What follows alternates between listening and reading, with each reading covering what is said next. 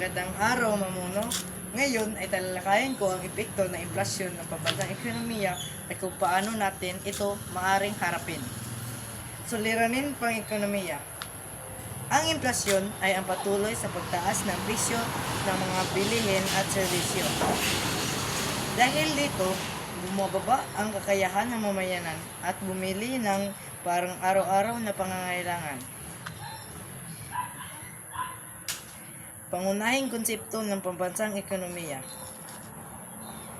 Ipinakita ng inflasyon ang ugnayan ng produksyon, presyo, at kita ng mamamayan sa pambansang ekonomiya.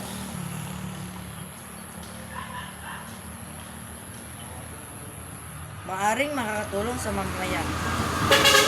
Makakatulong ang tamang pagbabudget, suporta sa lokal na produkto at mga programang pangkabuhayan ng pamahalaan upang mapagaan ang epekto ng inflasyon.